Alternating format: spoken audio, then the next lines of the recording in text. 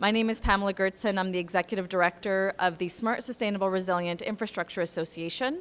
I'm going to shorten that, and we do shorten it to SSRIA because, man, would I have a lot of words to say in a day if I had to say our full name every time. I even noticed on my badge, like the printing of my name is like minuscule because they had to fit in the entire name of our organization. Yeah, really happy to be here, and thank you all for joining us to hear about building specifically today. If you were in the session ahead of time, so there was a good, really preamble on the building side. So excited that you're here to talk a little bit more about buildings and decarbonization. Before we start, I'm going to just tell you a little bit about our organization. So we were created in 2017 in response to what industry members felt was a gap, an innovation gap in the industry, and really an opportunity to be able to apply innovation specifically to address greenhouse gas emission reductions or greenhouse gas emissions in buildings.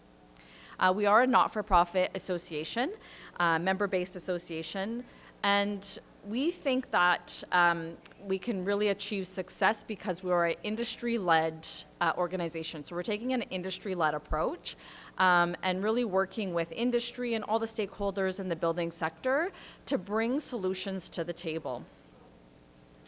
The other piece of it, and that really ties into the reason we're kind of focused on innovation, is there is some economic development opportunity. So if you were in the panel previously, Brandy was talking about the significant opportunities and the capital available. And so we see there is a lot of economic opportunities, and it's a great way to drive change in this area in our province. So how do we achieve our mission? We work to facilitate collaboration amongst all building stakeholders, which is also really exciting to be in a space like this where there's all kinds of stakeholders that maybe don't typically work in buildings, but do touch on it, and they're all such important roles. We support growth of businesses who are developing those innovative low-carbon solutions, and we fund demonstration projects. And from those demonstration projects, we gather all the learnings and share it out as widely as we can so everybody else can learn from that as well. So it's not just one company doing a project and then like, oh, that worked well or that didn't work well, we're not going to do that again, and nobody else gets to benefit from those learnings. So the demonstration project side is actually what we're going to focus on a little bit today because we have a couple exciting projects that we have some other speakers that I'll introduce in a minute to you to talk specifically about their projects.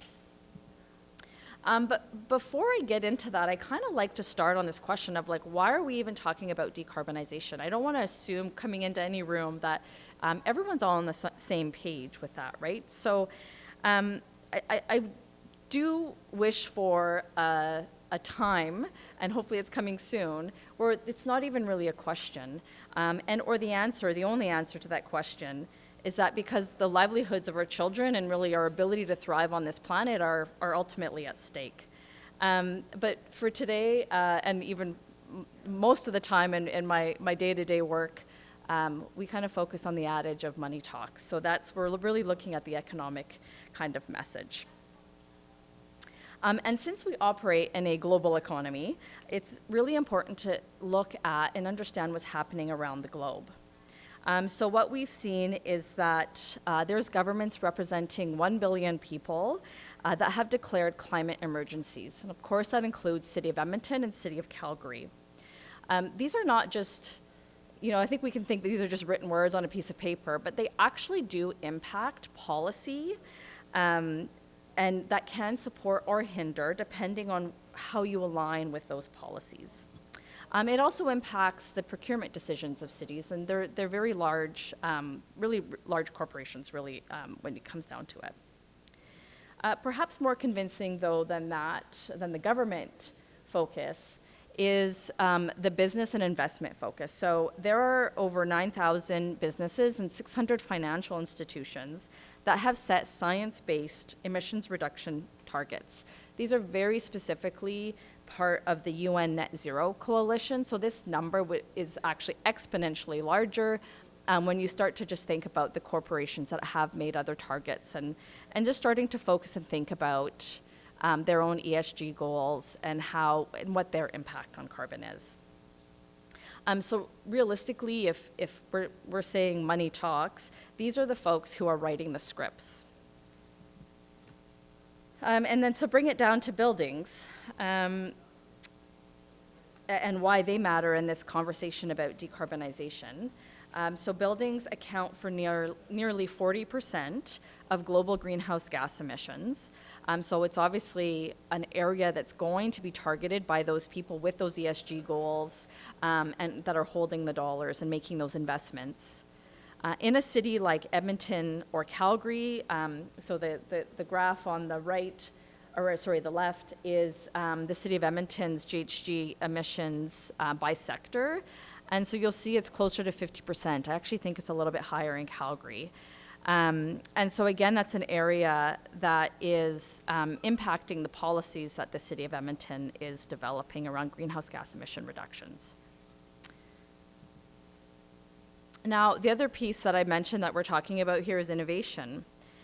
So buildings have largely been constructed the same way for the past 100 years. And so some innovation is going to be necessary to really catalyze the action required to start to decarbonize.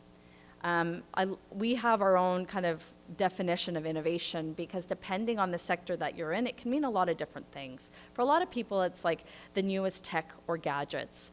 But realistically, it's just just a change to how we traditionally do things. In the building industry, that means how we design, operate, maintain our buildings. But it also has to have an important impact, right? It can't just be innovation for the sake of changing. It does have to lead to an impact. The other piece, too, is that in the building industry, they're very risk averse and very cost sensitive. So that's why we've kind of worked to be bringing various stakeholders together to address this issue collaboratively, ultimately, and start to address the barriers to be able to take action. And then, so, this is kind of the next, a lot of people have probably seen this around innovation adoption. And we have to get over the chasm. And in the building sector, it might look more like the Grand Canyon. It's very difficult for innovation adoption. So this is kind of why we're working in this area. So the solution that we've brought to the table, other than it's kind of a multifaceted approach, but a big focus is around demonstration projects. So since 2020, we've provided funding for 20 demonstration projects that have demonstrated 38 technologies in 48 different buildings across Alberta. These have focused on all sectors, so residential, commercial, institutional, and industrial, on the new construction side and on the retrofit side, so really focusing on all areas. The average results from these projects, average energy savings per project was 62%, with about 8,000 tons of greenhouse gas emission reductions. These numbers don't matter a ton because they're individual one-off projects, but the purpose of the projects was to understand how can we replicate this at a much larger scale. So that's why we're projecting out this like 200,000 tons if we can address those barriers to do this at a much greater scale. The other piece, as I had mentioned, around economic development is we're really here to support the businesses who are doing this work. So through these projects, we were actually able to support 70 small, medium enterprises. And we've been sharing information with over 5,000 professionals through conferences, workshops, webinars, videos. Basically, all the information from those 20 projects is now available on our website. Anything from technical reports, energy models, final reports, videos, you name it. There's something for everyone at every technical level. In addition to those more quantitative results, we also had quite a number of qualitative results. I'm just going to catch up with my notes here. I'm talking faster than I'm reading here. And so I think one of the really key important things was what can we learn from those projects and how can we apply those to make the next go at it even more effective, right? So This comes into play definitely from the affordability perspective as well. How do we start to bring down the cost of decarbonization so that it's available and applicable to everybody? So one of the panelists previously talked about equity. So we really have to be thinking about that. But again, when we're talking about innovation and the first mover side of things, we have to start somewhere. And so this information is super valuable. The final thing I just wanted to highlight before I turn it over to our other panelists or other speakers, and I thought this was really important again for this particular conference, is we saw the greatest level of success in our projects when there was a high level of collaboration. So this is just an example of all the participant types that were involved in those various demonstration projects. So you'll see we're not just dealing with architects or the builders or the designers. There's a whole other, a huge number of group of other people that need to be involved to make this successful. And I actually don't even think this represents all the folks that were actually really involved when it came down to it, or all the folks that need to be involved. We still need to be talking to the financial side, the insurance side. So there are lots of still opportunities there. So with that, that was really kind of intended to help you to understand the value of the demonstration projects, why we're taking that approach to move decarbonization forward. And so now I'll turn it over to two of our project teams to tell you a little bit about their projects and what they were testing. The first project, so it's funny because I'm here talking to you about buildings, and the first project that is going to talk to you is about EVs and EV charging. But Zhongyi will explain why what it has to do or what the connection is to buildings specifically. So Zhongyi Quan from Swiftcharge, he's the CTO and co-founder of Swiftcharge. And he's recently received, or not recently, but has received a PhD in electrical engineering from the University of Alberta. And before founding Swiftcharge, he also conducted research and development projects related to EV charging technologies at the U of A and RWTH Aachen University, if I'm saying that correctly, in Germany.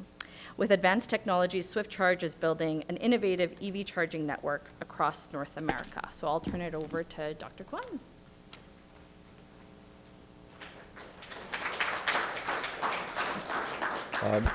Thanks, Pam, and thanks for everyone coming to this session. And yeah, my name is Zhongyi Quan. I'm the co-founder and CTO of Swiftcharge. So as Pam mentioned, like buildings is facing a lot of innovations and the challenges today, just with lots of new appliances, new features, and EV charging infrastructure is one of them. And we're talking about EV, electric vehicles and EV charging infrastructures, and we know that EV saves money, reduces carbon emissions, but it actually transfers the emissions to the buildings because now the buildings, every buildings, condos, apartments, office buildings become gas stations, quote unquote. So the EVs don't have emissions, piped gas, but now you're using the building's power infrastructure to charge the cars, which means the emissions is transferred to the building. And that emission is not insignificant because if you consider a condo building, if let's just say 50% of the parking spots are electrified and it's being used by EVs every night, then the building's energy consumption will be doubled. And that's what the buildings, especially the old buildings, are facing today. And it's not just about the emissions; it's also about the cost as well. Because I know lots of buildings they want to support EV adoption, but then installing EV chargers is not a simple task. It involves a lot of, for example, infrastructure upgrades because none of the buildings were built for supporting the power that is required to charge the vehicles. And also, there's a complicated process of installation, need engineering, need permitting, and sometimes even like individual meters, how to meter the usage for each charger, and the vehicle. For example, for condos, everyone is paying for their own electricity. And also, this is new equipment. There's costs related with ongoing maintenance and charger upkeep. Like if a charger fails, how they can know and how to repair the chargers. And there's also a lot of building owners want to have a payback for their investment, how to get payment. So it's a whole different thing that none of the building owners, real estate industry people are familiar with this. So we came up with a solution with our tech and also our turnkey service. It covers three aspects. One is our load management technology, and the other one is our turnkey solution, like a turnkey,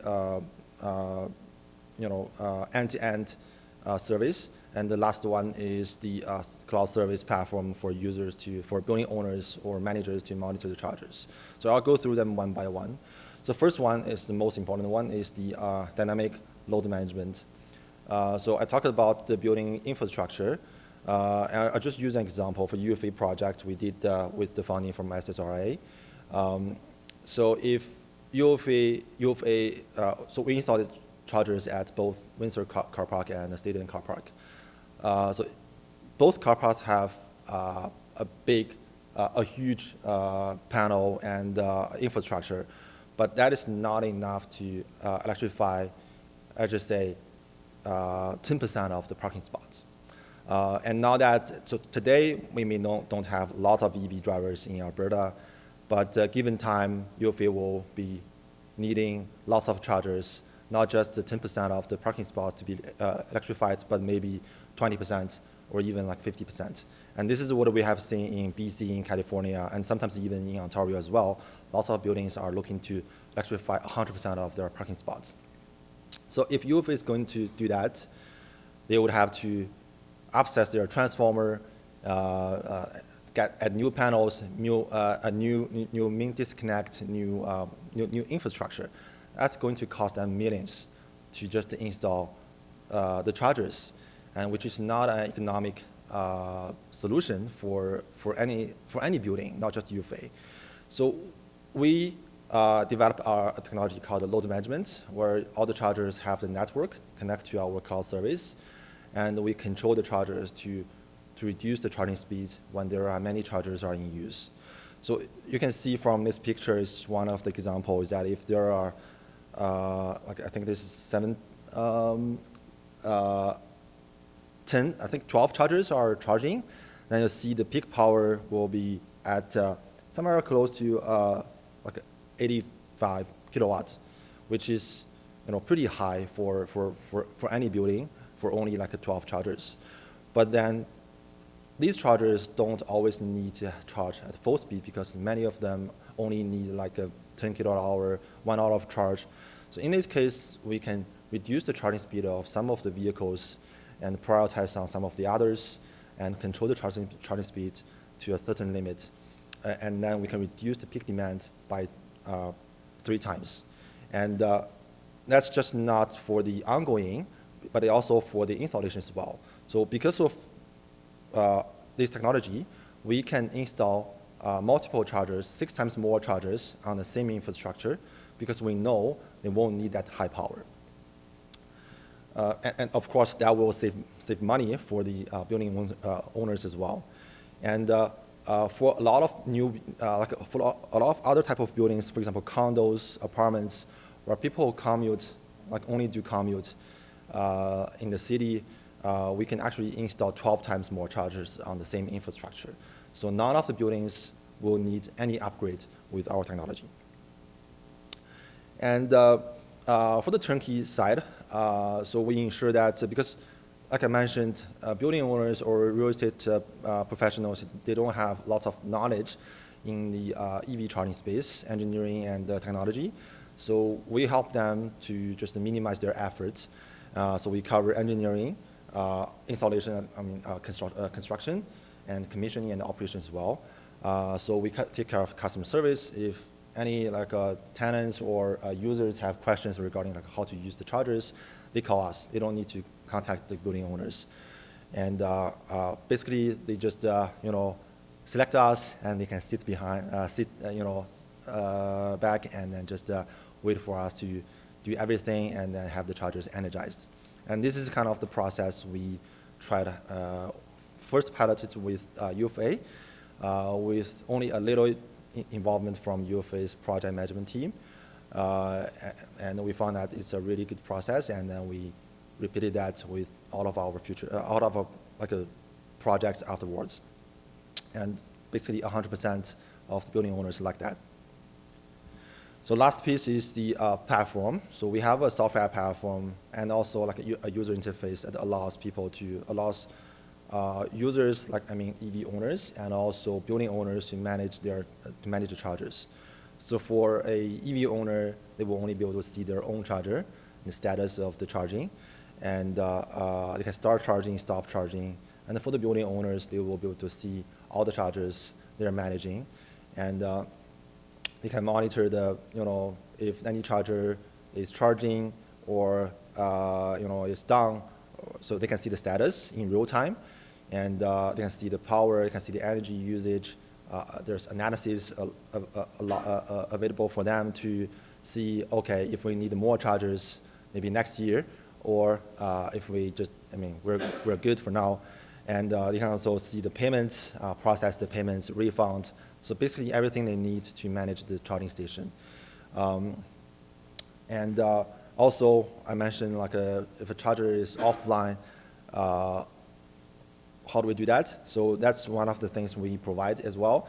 If a charger is offline or faulted, we send immediate notifications to the users, to the building owners and also users, so they know immediately, and then they can either call us, and sometimes we even know before them.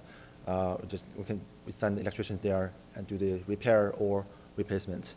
So basically, right now we're keeping our chargers at a 99% uptime. So with the projects, more detailed project at UFA, it's our first pilot project. We installed 20 chargers, 12 at Stadium Car Park and 8 at Windsor Car Park. And it's been a little over a year, I think, and we've delivered, I think, 7 megawatt hour energy, which I think is already more than the energy delivered in the two parking stations, two parkades in the past year combined. And we enable 47,000 kilometers range and reduced 8 tons carbon emission. So we consider this as a big success for us, and we use that project as a demonstration for a lot of our customers, and we've got lots of projects afterwards, and we're very focusing, and we used to be very focusing on travel and recreational locations like hotels, and we're now actually the largest hotel network in Canada, and we're expanding in the U.S. as well. We've just got some U.S. projects. And we work with hotel owners and brands. The largest hotel group, ownership group in Canada is our customer. And we have about a little bit over 100 locations right now. And we probably will have 300 next year. And now something not on the deck is something we're working. We want to shift our focus more to the condos and apartments now, and also single family homes, because we're seeing the same infrastructure issues even with the single-family homes. And we're adding a lot more to our tech stack as well. Something very interesting is that we are talking to OEMs, and we are now able to do direct integration with the vehicles, where users can use their app to just integrate their car, for example, Tesla, and then our charger or our system will know the status of the battery of the car, and then we can do a better, a more optimized charging schedule for the drivers, and also control as well. So that, for example, for a condo, maybe some cars have a lot of energy overnight, but some others only need a tiny bit. So then we can just reduce the charging speed to a very low level for the cars don't need a lot of energy, but charge at full speed for the cars that need a lot of energy. And also we're talking with utilities to integrate more functions like demand response, virtual power plants, and also something very new. We just spoke with one of the largest OEMs in the world yesterday about vehicle-to-grid, vehicle-to-home functions. So there's a lot more coming. And and all started with the pilots with U of A and pilots funded by SSRIA, which is, I hope this demonstrates the success of SSRIA. All right, thanks everyone.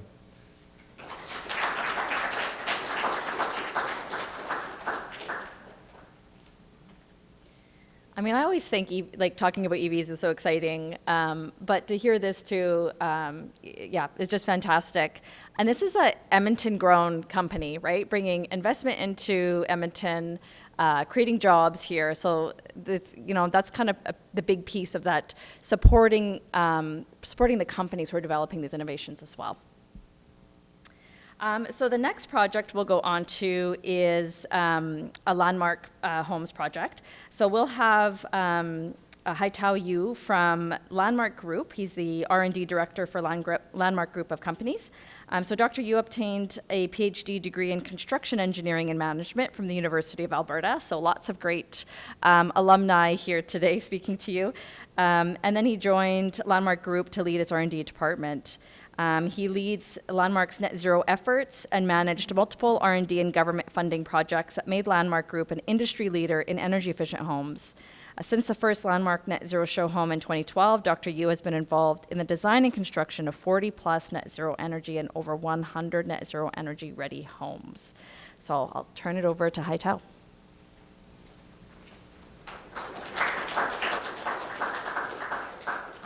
Okay.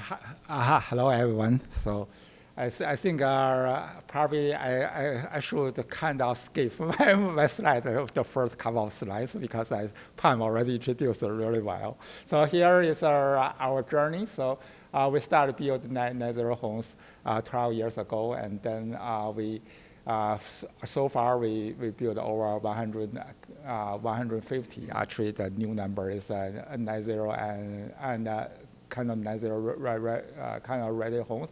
And then with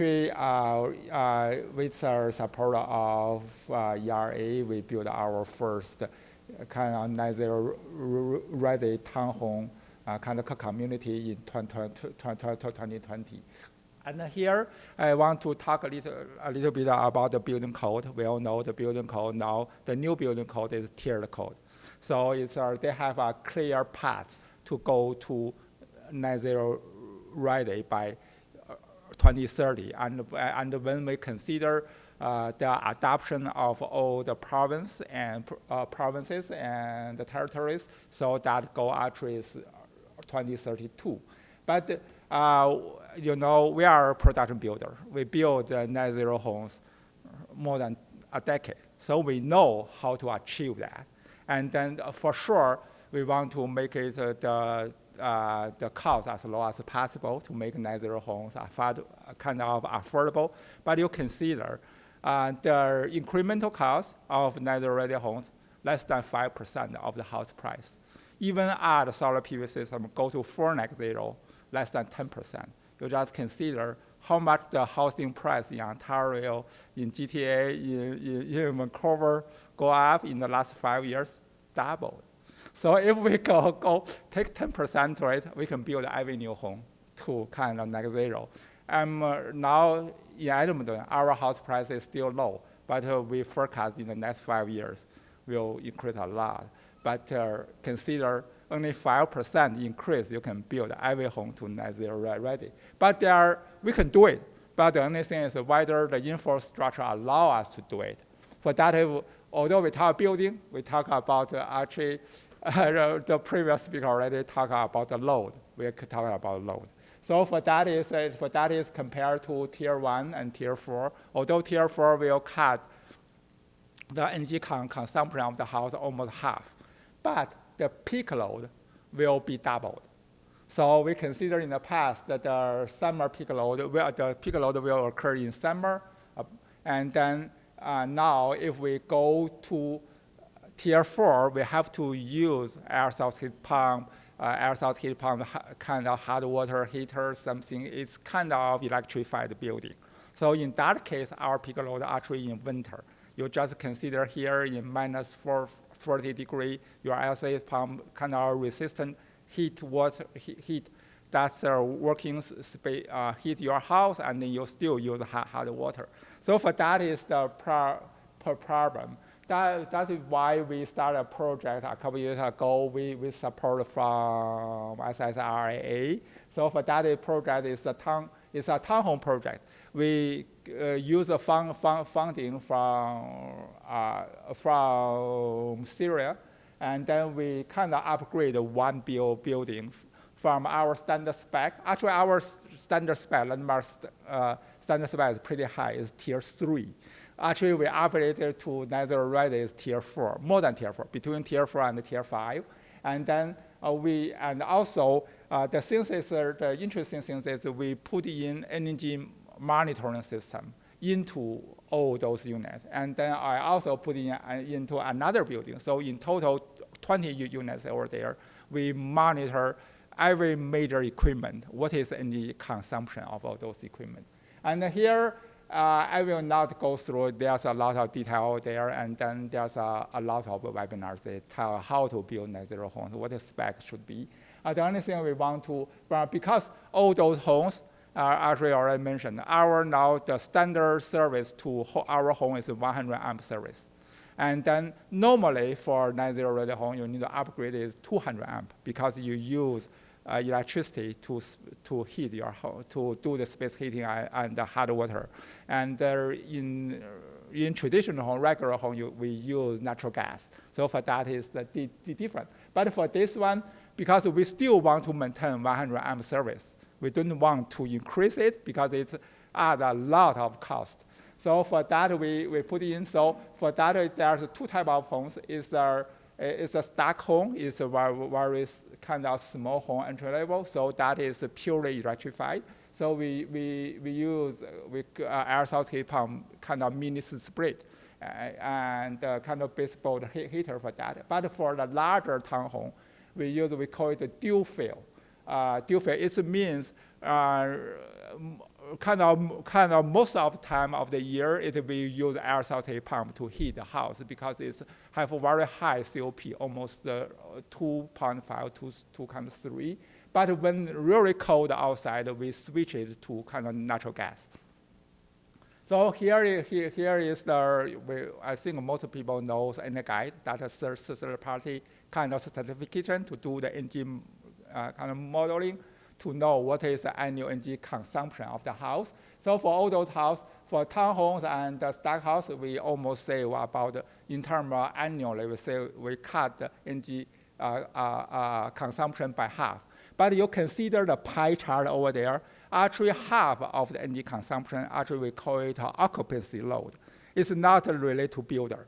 It's related to whoever live in that house. And also it's not actual, it's the standard of the energy modeling, so half. So if we take that half out, and then for that is a new building code, you see 20% better, 40% better, everything actually is take out the kind of we call the base load. So our house, actually the stack unit, we meet the tier 5.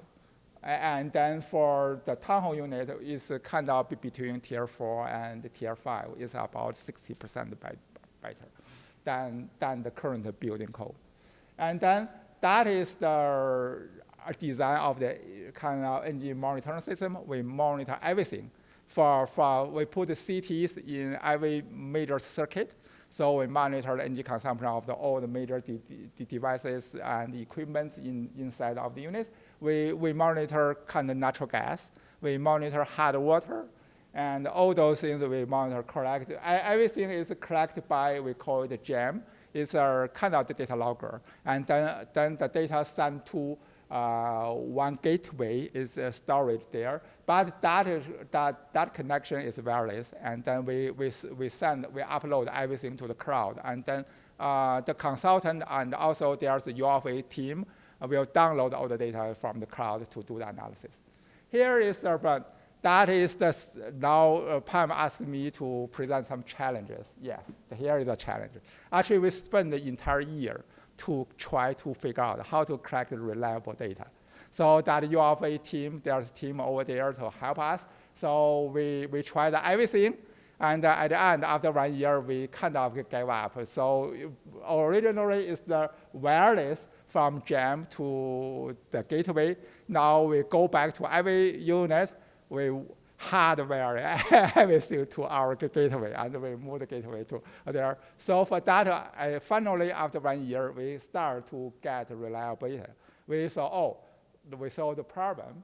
And that is really good. We do the analysis over there. We talk about the peak load. We want to know what is the actual peak load. So here is the peak load. That data, we collect data minute by minute. So if with that, we can see, for that, the first two is stack units. We can see most of over there, actually 100 amp service, we only use about 20 amp, most of the time. And then you just 40 amp in that is 99.9%. The time is on this side. Actually, you cannot see the bar. And but for the townhome, a little bit more. But we want to approve the building, the kind of electrical code is not correct. The actual, because they too conservative. So for that is why we actually, CSBA, we have our kind of working group. Our data is fit into their working group. We try to work with the national code group and then to see whether we can use actual data to change the building code so we can enable in future large-scale adoption of the high tier. Yeah. And here is the challenge right now. But that is what we compare. We always say, all our design is based on energy kind of energy modeling. We just say, energy modeling, whether it's accurate or not.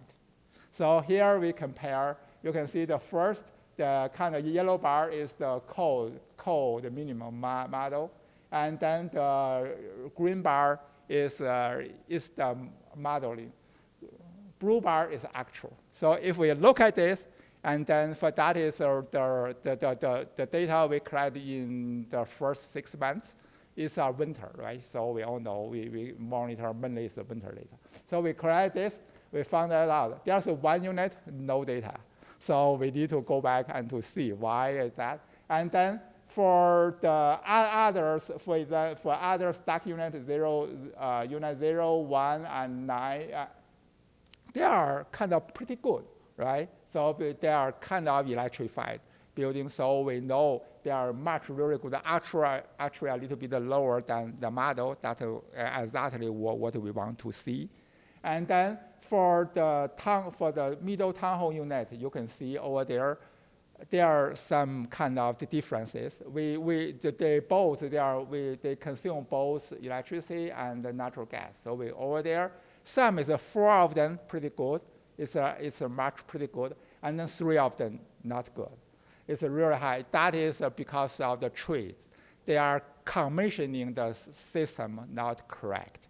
It means when they put the temperature too high, so when they do the space heating, should be air source heat pump, but actually they already turn to the natural gas. So you see the electricity consumption much lower than the model, and then the natural gas consumption much higher, and then the total much higher. So that is why this summer we go back to all the units to reconfigure all the equipment, and then we hope the coming winter, the winter is coming, we hope the data will be good in the next couple of months. And then what is next? For that is so actually we just started a project. We will build net zero home plus a battery. They already talk about the battery to control the load.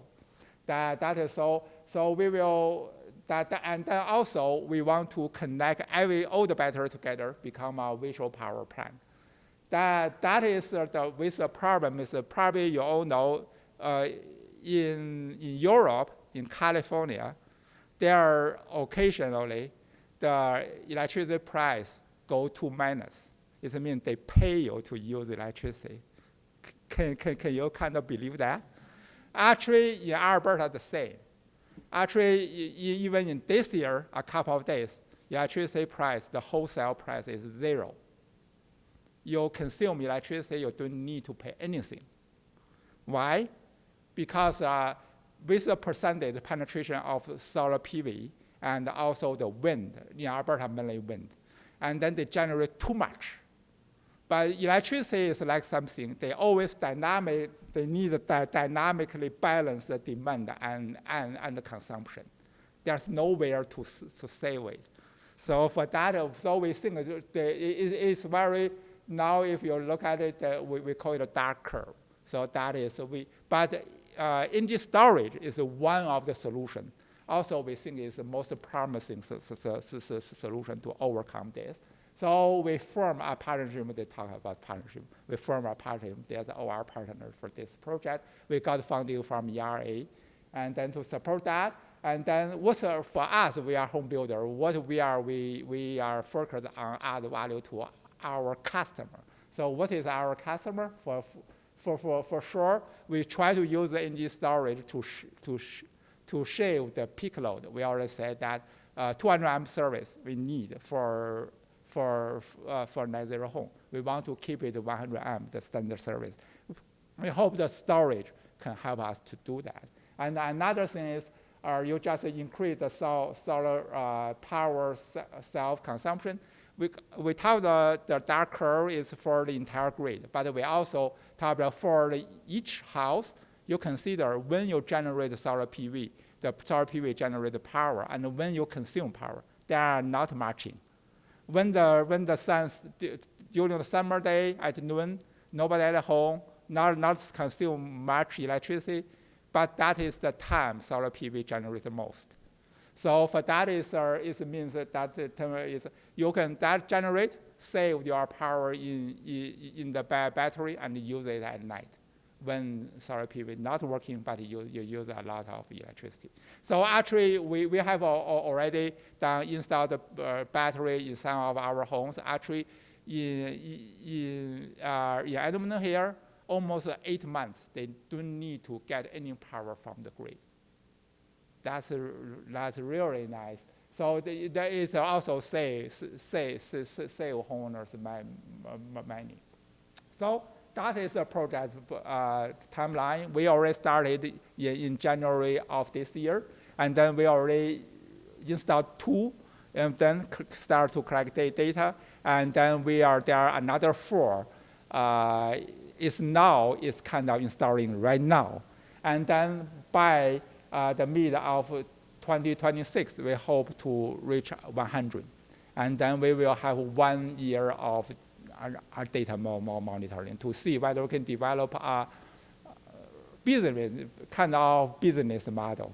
We need to figure out who will pay for those, right? So yeah, that is my presentation, and if you have any questions, we'll ask.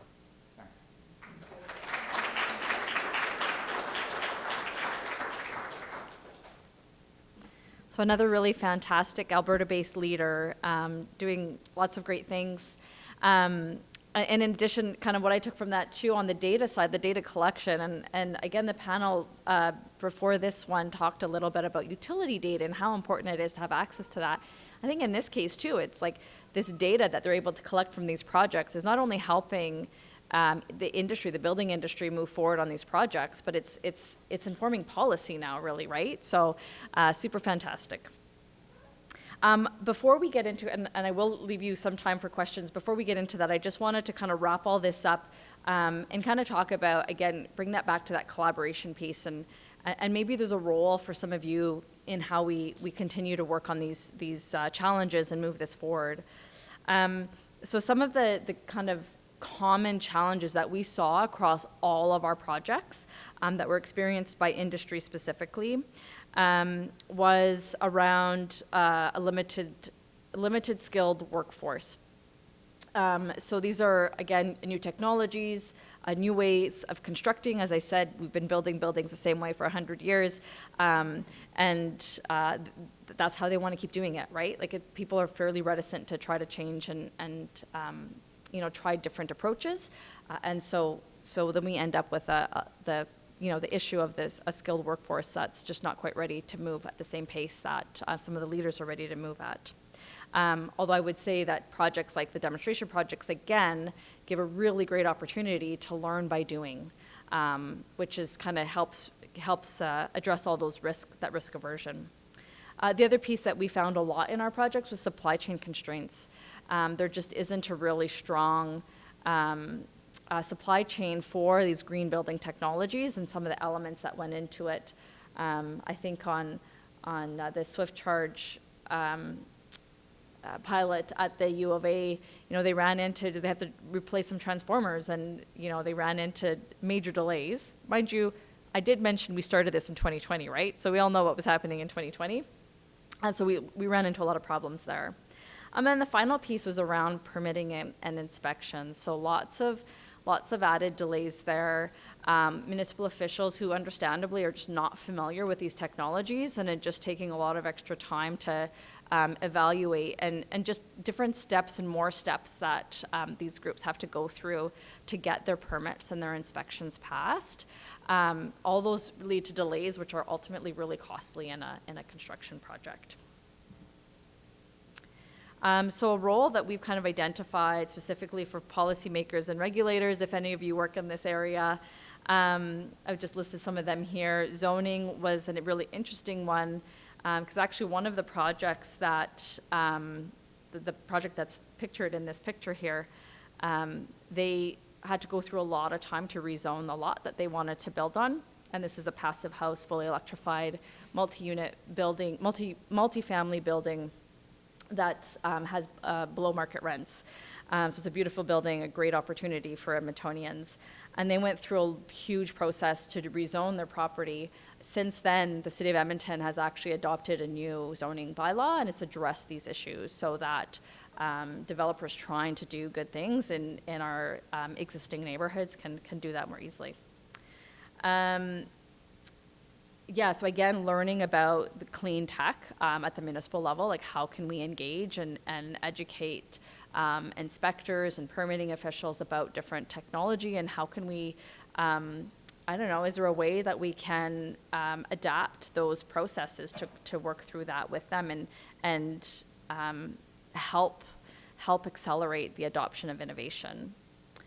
And then just overall streamlining overall regulations. And then the final one isn't necessarily policymakers, but again, it's just recognizing the value or importance of bringing other stakeholders on board, and like, how do we engage with mortgage providers and insurance providers, and helping incentivize and creating a demand space for this type of construction and these types of buildings. I think I'd already kind of really touched on this, but the success was really driven by having multi-stakeholders involved right from the beginning, and that collaboration piece. Oh yes, and I just wanted to quickly touch on another organization working in this space, because we are a very collaborative organization, and thankfully, we're not doing this alone. And so we actually work really closely with NBIX, which is the Emissions Neutral Buildings Information Exchange. And their focus is to really bring building industry together and share knowledge, build capacity, and support building and renovation practices across Alberta. And so that's my contact info, plus our website. And I would add that I talked a little bit about these two projects. We have 20 projects. They're all available on our website. So if you navigate to the projects page, you can see all of those. We have a loaded resource library, again, with any level of technical information. So Haitao had mentioned that he has other presentations similar to this on his project that they did with us. Those are on our website that you can go and take a look through and scan through. So lots and lots of information, plus the studies that we did and the reports that we did after this to really talk about what were those industry challenges, what were all the qualitative and quantitative learning. So just a wealth of information. So we have about maybe 2 minutes left. I think it's lunchtime. But if anyone had any pressing questions they want to ask quickly of our presenters, or of me. Yeah, sure. So one question I wanted to ask is, like, I guess nowadays, like immigration, like immigrants are kind of partly blamed for the ongoing economic crisis, not just in Edmonton, but also in other parts of Canada. At the same time, you mentioned something about like limited skill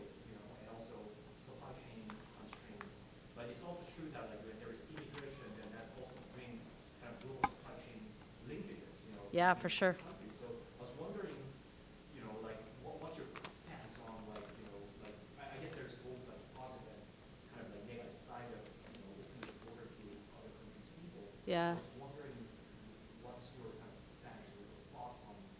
Well, and I don't know if I necessarily have a stance specifically on immigration, but from the housing limitation side, we absolutely need to address housing for everyone living in Canada and Alberta, and for us, we want to ensure that in the speed that's necessary to get the number of houses available and ready for people that want to come to Canada and come to Alberta, that we don't forget about the need to ensure the sustainability of those homes, the climate resiliency of those homes, to support people living there long term. Like, the upfront cost is one part of buying a home, but we have to recognize what the kind of the ongoing cost of home ownership really is. So, yeah, I think there's lots of and you're absolutely right, lots of opportunities to bring new skills, and yeah, create some of those linkages in the back.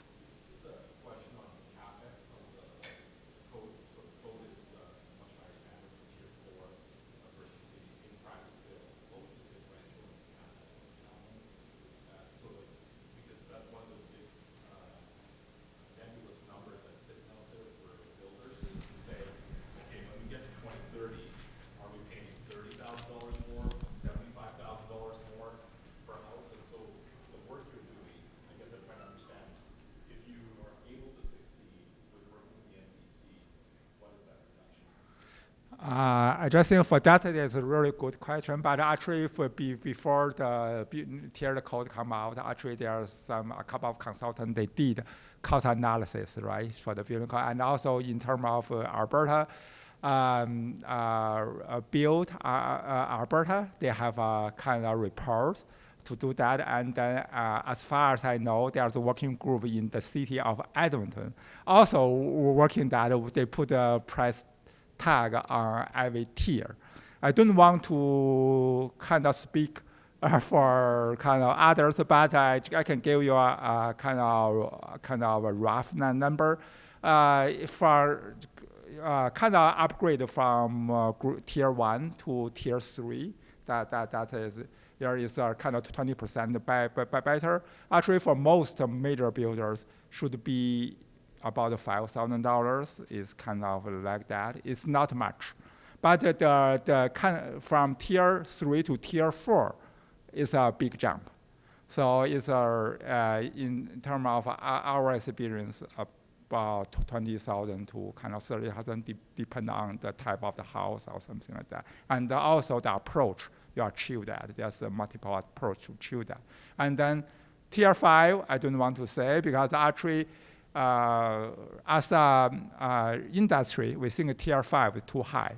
So actually, CSBA, I'm sitting also in their kind of net zero council, where we have a kind of working group try to lobby the RRC to lower the standard for tier 5.